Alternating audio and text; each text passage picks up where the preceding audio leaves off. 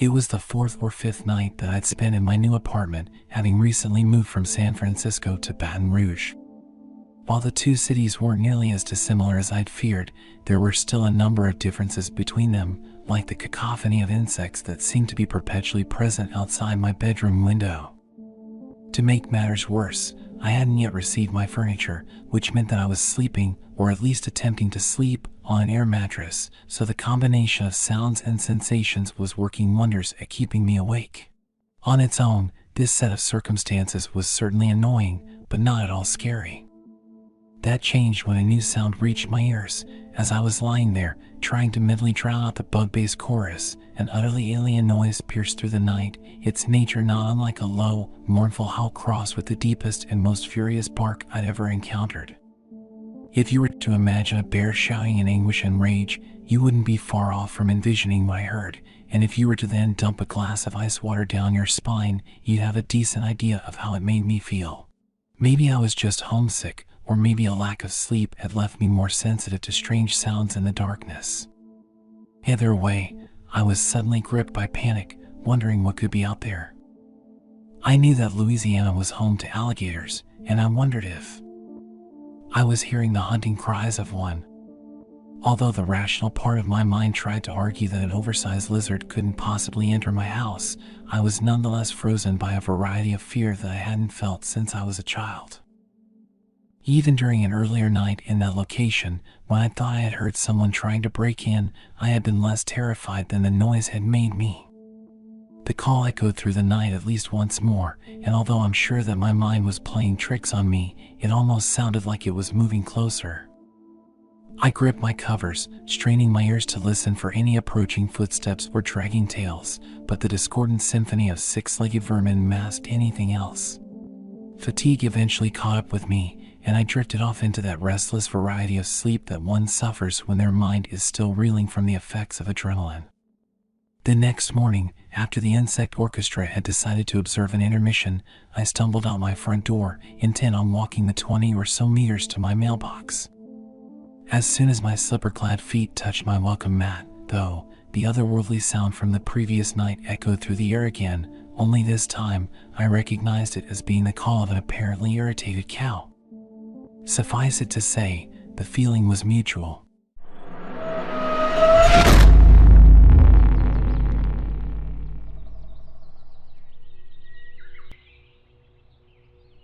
I was at home alone looking after my younger sister.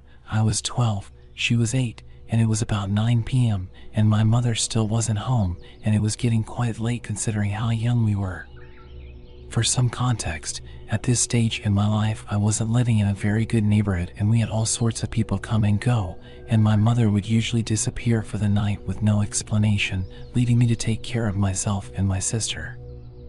I'm no longer in her custody, but yeah, that sort of gives some insight to where I was. It was winter and our house only had a fireplace, so most nights my mother, sister, and I would sleep on the fold-out couch beside the fireplace. My sister wanted to stay awake until Mom got home. However, bless her soul, she fell asleep around 10 p.m.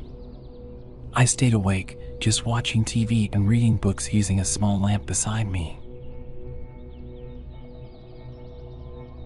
Around 11 p.m., while I was on the brink of falling asleep despite my efforts to stay awake, I heard someone try to open the front door. Which was weird, considering we never used the front door, as it was difficult to close and made a lot of noise. I then heard nothing, but then someone coming through the back door, which lead into the kitchen. It's an old-fashioned house. It was a super weird layout. I heard rummaging in the kitchen and assumed it was my mother who'd gotten back. I put my book down and turned off the lamp, knowing she'd be mad at me for staying up so late, even though she said she'd be home hours ago. The lounge connected to the dining room, and the kitchen had a door to the dining room. That door opened, and I saw a figure a lot larger than my mother, who's skinny, 5 feet 2 inches at best. This person was around 6 inch, and was a lot bigger than my mother.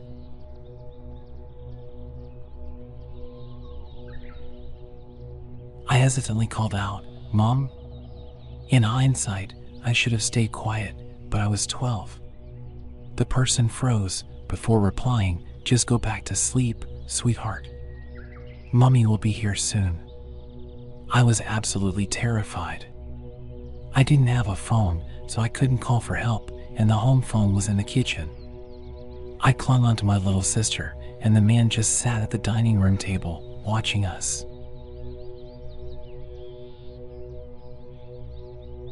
After what felt like hours, but in reality was only 30 minutes, my mother's car pulled up. The man looked panicked, and he climbed out the window before my mom came in. I told my mother what had happened and described the man, and she laughed it off and said it was her friend, and that he's awkward around children. "Thanks, Mom. Thanks for letting your friends over at 11 p.m. when your two daughters are home alone with no explanation."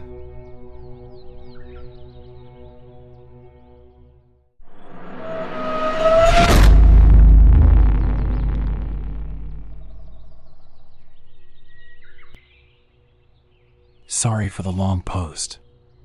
I grew up in a house that had been lived in by my family for 100 years. My great-grandmother bought it after her husband died. Her daughter, my grandmother, bought it from her. My mother bought it from my grandmother. Lots of family history. Lots of weird things happen in the house.